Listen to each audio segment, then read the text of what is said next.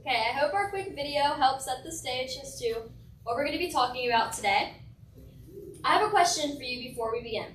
So, in the video, what do you think a university in Raleigh, North Carolina, a humanitarian nonprofit, and a minor league baseball team all have in common? We don't know? Okay, I got you anyways. When we visited them, they all told us the same thing, that there is a concern that they have over hiring new employees. What? Okay, it's not that nobody's applying, it's not that whoever is applying isn't qualified enough to do this. There's a gap with employability skills. What? So, let me tell you, there's a gap with employability skills. If you don't know these skills, you're not going to be hired. And if you are, you're not going to succeed in your job and where you work. They told us the same thing over and over again. They shared to us, we can teach you the job, we can teach you our systems, we can teach you our technology. We can't teach you how to be a good employee. We can't teach you how to be successful. If your bosses, if your companies, if they can't teach you, where are you going to learn these employability skills that you need to help set you up to be successful? I hope this presentation will be a guide for that, on how we learned these skills, how our students formed these skills, and how we use them in our everyday lives, even outside of our own education. My name is Cannon Rosado. I'm a junior at Northeast Academy for Aerospace and Advanced Technologies. But it's really long, it's a really, really long name, so we've always called it NEAT. And these are my fellow student ambassadors. Hello, I'm Cody Miller, and I'm a junior at NEAT. Hello, my name is Ella Pop, and I am a junior at NEAT. Hello, my name is Ryan Harvey, and I'm a sophomore at NEAT. We're excited to be here to show how our portrait of graduate competencies relate to the real world of work. I would now like to introduce the coaches who support this project. Kimberly Mulwiney, Director of STEM and Grants, Dr. Kara Williams, Director of Curriculum and Systems, and Ryan Miller, Work-Based Learning Coordinator. All right, so before we go a little bit into how we've implemented these skills within our school and how you can too, I'm sure you're wondering, what is NEAT? So our school is a Title I public charter school located in Elizabeth City, North Carolina. If you're familiar with the Outer Banks, it's about an hour from there in the northeastern part of the state. We have 771 students. We pull from 8 rural counties, and our system for selection of students is completely lottery-based. So that means it's completely random. If you do live in North Carolina with a North Carolinian address, then you can go to our school as long as you have transportation. We have 4 main pathways at the high school level. Those include computer science, health science, aviation, and advanced manufacturing. We start implementing one of the 4 of these pathways, or all 4, at the beginning of 5th grade. So they have classes like biotech, they have NASA, and they start implementing these so that whenever they reach the high school level, they'll be successful within one of the 4 pathways that they choose. When walking through NEAT, you see all of our competencies up on the walls, but to students, they kind of just blend in and don't hold much meaning. Our strategic goals say that by 2029, 100% of graduating seniors will demonstrate mastery in all 6 of these competencies. You can find these in the handbook that you were given. We refer to these as competencies, but they're also known as soft skills and employability skills. What we've done is very important because this is the first initiative and the first step to finally get these words off the wall and into the real world. And so this may seem like a huge goal for our school, which it is, and it's very student-based, okay? We want our students to succeed. This is a student goal. So, of course, we want our students to not only be informed, but also involved. So that's where we come in, the student ambassadors. Our job is essentially to help push this program out to not only younger students, but students our age and even students that are older than us.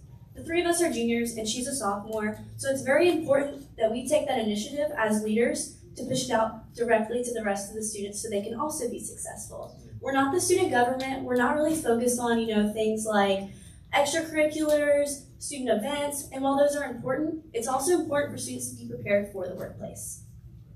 Every school has something different. They have something special that sets them apart, and like our school, we have a bunch of those. But our main objective today is our J term, also known as our January term. and this is really cool and special to me and all of us here. January term is 2 weeks that we take out of January, and this is an opportunity for teachers and for students to take and teach courses that go beyond traditional subjects. So the entire day, you are focused on what you're interested in. You pick your J term. They could be considered hobbies as well. I've seen a bunch of different ones. I've taken interior design before, and we completely remodeled and flipped furniture. And while I don't want that as a career, it was really fun. There's also like duck hunting, laser, wood shop, sign language, like all these other cool J terms. But what we're here to talk about is the J term that we took this past January, obviously called Portrait of a Graduate, Real World of Work. And what we did is we took the competencies that the original student ambassadors set up, and we decided for the first time ever to take them into real work spaces and see how they use them. Ask them, do you really need these? Are you looking for these in hires? Do you see that in yourself? How do you use them every single day? And what advice do you have for us? And our main objective was really, how do we inform our entire student body? We know the competencies, we're aware of them, we know what they mean, we understand them, but not the entire student body. So if we are creating a strategic goal that affects everyone, how are we going to inform everyone? So we created a video repository. We sit in classes when boring videos or presentations are being shown. No one is really paying attention or just not interested. So we as student ambassadors set out to create videos with interesting jobs, people, and especially our student ambassadors to make the information more engaging and fun. So, like Caitlin said, J term or January term is whenever teachers get to choose to teach a hobby or a skill that students may not be able to learn in regular class. And what I bet you didn't know is that we actually had other ambassadors teaching our J term. So it was completely student-led. You see how we're presenting right now? We had 4 original student ambassadors teaching our class. Things like public speaking, the Portrait of a Graduate competencies, how we can apply them in our lives, and also how we can spread them throughout the school. So we did have facilitators within this, Coach Mooney and Coach Williams over here, but they kind of just stepped back and let the students do what they needed to do to teach others to be successful. That is something I personally value a lot. I mean, whenever you have a teacher talking to you, there sort of is that hierarchy, whether you believe it or not, or you realize it, is, oh, this is someone who's leading me, this is someone who's teaching me, and a lot of times it's pushed that I need to listen to this person all the time, whether they be right or wrong, and I need to listen to them, no feedback, no critiquing. It's kind of hard to get on that teacher's level and understand where they're coming from because they're an adult and we're kids. But whenever we had students who we see every day, a lot of us, we were friends with them, we can connect with them. It's a lot different when you're connecting to someone who is on the same level as you. So having people who are leading us, students that were leading us, that we could connect to, we could connect with their thought process, we could connect with the way that they speak, we could overall just continue to learn from them and connect with them on a different level. I truly believe that that's very important. But don't just take our word for it. Let's listen to what Smith Floors we spoke to have to say about it.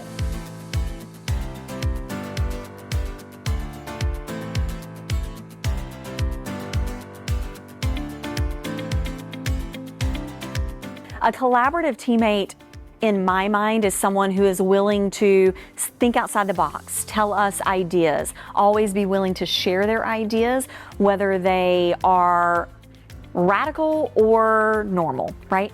And we're always looking for people who then can take their ideas and adapt it to our business case. Someone who listens as well as talks. That's a big thing for us, that we're wanting someone who can listen to all the feedback, take that information, and then how can we adapt it to our business case and our business needs.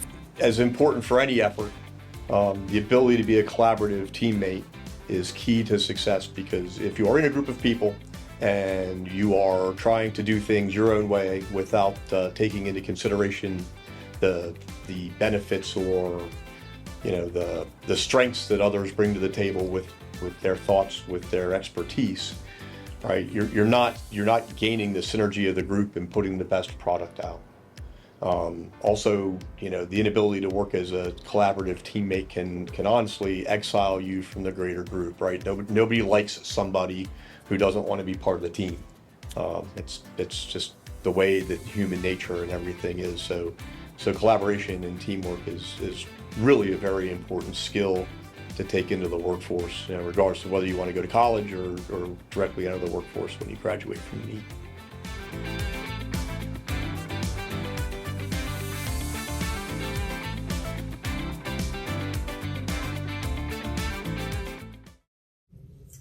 As student ambassadors, we haven't only taken this initial trip to Raleigh, North Carolina to see these three local organizations. We are still continuing to take trips around the country and our state and our city to, again, gain advice from industry professionals and get to hear everyone, because not everyone is going to say the same thing.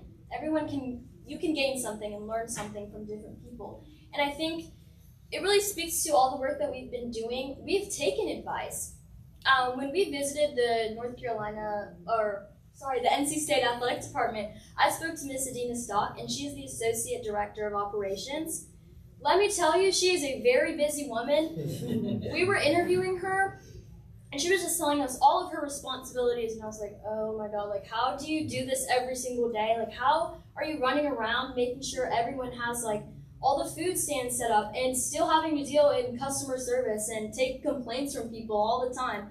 It really made me reflect on myself. I feel like I'm very goal-oriented, and sometimes I'm in bed and I'm like, Kaylin, you need to get up, you need to do your homework, you stop being lazy. That's something I've really taken along with so much other stuff. All right, so I was one of the students that got to interview Tim Gable, who is the CEO of RTI International. If you're not familiar with that organization, they're a nonprofit. And the biggest thing that he conveyed to me when he was speaking to me was communication, being an engaged communicator. You know, when you're CEO, you're having to handle all these different departments, and it wasn't even just him having to handle these departments. It's that the coworkers and his employees were people that he could trust, that could communicate with each other. When you are running a company that is employing people from 79 different countries, which I know is a lot, there's different time zones, there's different language barriers, and you have to ensure that they're not only being empathetic with each other, but they're also communicating properly so that they can get jobs done that need to be done in order for the company to be successful. With my experience with the U.S. Coast Guard base, I took on a role as an empathetic learner, so that I had to ask questions about how they got to the role they are in, what's the next steps that I need to take in my career as a pilot. He gave me the opportunity to go to the National Flight Academy to explore my horizons, to research, look around, gather the stepping stones I need for my future. When I spoke to Tim Gable, he said a lot, but something that stuck out to me was when he said, as long as I believe in myself, I can do whatever I put my mind to. And that falls under being a confident achiever.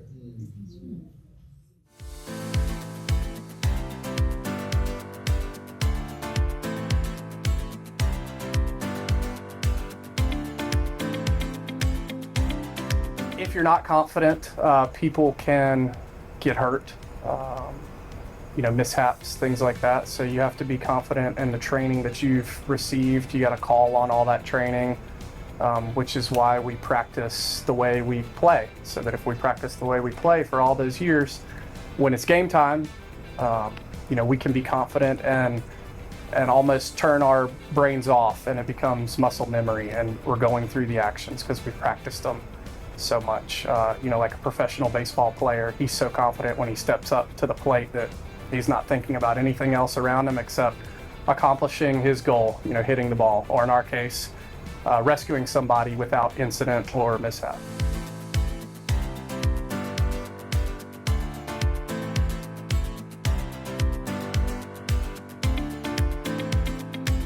Here we have a group of very experienced people, and then they're up here, and then we have new people. We don't have much in between. Generationally, there's quite a gap between these folks here and these folks here, and what's important to them and what they've experienced. You have the more seasoned, experienced, old school type folks, and then you have a new generation, and what's important to them and how they handle things, how they react to things is very different. So I want to get them together and have them talk to each other, especially so the more seasoned folks can start to learn what's important to the younger folks that are new to the organization. And that's hard to do. The old school guys are pretty blunt and straightforward, but they still have to be able to work together. And they do for the most part. And some of those guys are starting to soften their approach a bit, and because we really need them to teach the new folks what to do and how to do it. We have 4 people this year that celebrated 40 years with the company. You just don't see that anymore. And we have multiple people with 20 plus years. So we're trying to close that gap a little bit. And that has to come from the collaboration and the communication. So, we've all seen different portrait or graduate competency frameworks, but we want you to take a look at ours, and we want you to share with a buddy, find a competency that you think your child or student would have the most room for growth in. Before she victimizes you. Before I victimize you and pick you out of the crowd. So I was buddyless until Ryan came over and saved me from my despair. But we both talked about I am the communicator, pretty strong, engaged communicator. The area that I could grow in is the empathetic listener, just because you kind of get in the mindset when somebody's talking, you're like, yeah, okay, let's go. So Ryan was saying it was kind of the opposite for her, and that she is a truly empathetic listener, but she's just continuing to develop and grow and progress as a communicator. And I just reassured her and encouraged her that even by doing this, that she's doing an amazing job. Not just Ryan, but all of and just that level of confidence, and that most learning environments or most schools don't provide that level of autonomy for their young people to practice. And you can tell the difference between when it's canned and that it's truly coming from y'all. So excellent job. Thank you. Anyone else?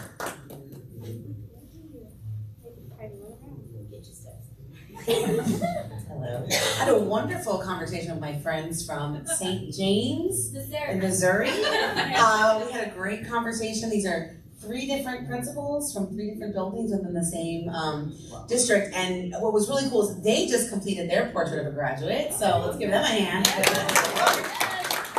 But we talked about the engaged communicator piece that really led into the way in which I think students maybe don't feel like they can take the risk, and that often leads to us kind of shutting down. They have these great thoughts and ideas, but they fear saying the wrong thing or doing the wrong thing. And that got us into a conversation about modeling. In what ways are we, as the adults in their ecosystem, modeling the times when we don't get something right, modeling when we have to try a few times, when we failed and learned, and how are we kind of putting that into the air with students. It was a really cool conversation. Thank you. The same way that we view ourselves, that you view yourselves, you view your students, or maybe even your own children, is the exact same way that we view ourselves as well. We all are good at some competencies, maybe we need work on others. I think that is really the motto. It's very personalized. In such a short time of being student ambassadors, this year, this January, I've seen so much change in myself. I've seen so much change in my peers around me. I've seen so much change in just our school community overall. Personally, I feel like I've changed as a student, but also in my everyday life. I see and use these every single day. As a student, I feel more involved in my school. I feel more involved in myself. Like, I can speak for myself. I can make decisions on my education. I can communicate with adults effectively and properly. I can come to these conferences and speak to people and be like, hey, please come to my presentation. Even personally, I just see it all the time. I think I've always talked a lot, but I think that now I kind of put it in a way where I can talk about things that I'm passionate about, and this is one of them. But I'm passionate about other stuff outside of school. How many of you had your first job in like fast food or customer service? Anyone? Okay. Maybe you're still dealing with parents. I don't know. We all know that it's a little bit tricky dealing with some people. Like, interactions that we have can be a little bit difficult. I work with my parents in our local Mexican and Puerto Rican restaurant. And so a lot of my customer base are bilingual or only speak Spanish. And so having to see the changes within myself, in typically what I see as 2 separate cultures, I see myself as two separate parts, what I am at home, what I am at work, and what I am at school, what I am in public. And so being able to better communicate in both, I can better communicate with customers, I can better communicate with parents. I'm proud to go to work and talk to people. I mean, most of the time they give me the phone and they're like, here, deal with this customer. Or DoorDash isn't working, can you call them? And I'm like, okay. I just feel more proud of my education, myself, and who I'm becoming. And I think that I can speak to everyone else about that as well. Yes, to pick up on what Kaylin said, I've not only seen Portrait of a Graduate affect me academically. I mean, I was a huge procrastinator. I'm sure a lot of people in this room can relate to that. I would put off work, like she said. I would have to push myself, like, Ella, please do this. You know you're gonna regret it if you don't. But also, I was a terrible public speaker. To put it very bluntly, before I took this J-term, our school, I started as a freshman, and a lot of people start when they're in middle school. It's very public speaking based. Like, you're expected to present in every single one of your classes at least once within the semester. We also have Expo where we present one of our PBLs that we've done. And I was terrible, to put it plainly. I think that was probably the biggest thing that I worked on within that J-term when I was being taught, not only by the students, but also by Miss Mooney herself, is I would rock back and forth, I would use filler words, I wouldn't make eye contact, I couldn't convey myself correctly to a crowd. And I mean, look at me speaking to you now, I can be confident up here, I can speak, I can say correctly, and that is a huge thing that I've taken from this. I mean, you're gonna have to speak for the rest of your life. So I might as well just get it done now and start practicing that. Another thing is, I started my first job right after the J-term. The J-term is usually at the end of January, and I started in early February, and I was so nervous. I started my job, I still continue to work there at a local restaurant, like Kaylin, and one of the biggest things, if you've ever worked in a restaurant, is communication. Like I was talking about with Tim Gable earlier, communication with servers, the kitchen, even things like bussers and dishwashers, just to make everything go smoothly is so incredibly important. And the fact that I'm able to sit there and be confident and communicate correctly with grown adults that I'm working with, since that was the first time I was really having to communicate with them on the same level, is something that I'm so appreciative of, honestly. And also, another big thing is empathy. Having empathy for customers that may come in that are really, really upset. My mindset now is, okay, what is this issue? How can I help you? How can I solve this problem? How can we make things better? How can we continue to work on things, and how can you have a better experience? And Portrait of a Graduate has taught me that. It hasn't only taught me my academic success and how I can work on that, and my success within being an employee, but to wrap things up, it's also helped me with my future. Like I talked about earlier, I talked to Tim Gable, who's the CEO of RTI, and one of my passions, I would say my biggest passion, it's been since probably the 8th grade that I realized is I want to work in nonprofits. I want to eventually open my nonprofit, not open it, but start it up, help people. My biggest thought has always been, how can I help people in a different way? Obviously, any job, healthcare, customer service, you're helping people, but I want to make an impact on my community so huge. How can I do that? And being able to speak to RTI, Tim Gable, I wouldn't have been able to do that if I didn't have this program. I wouldn't be able to be speaking at this conference and hopefully making connections for the future if it wasn't for this program. So I'm truly grateful that I can participate in this, and it's not just something that I'm going to put on my college resume, it's going to be something that's going to be with me for the rest of my life.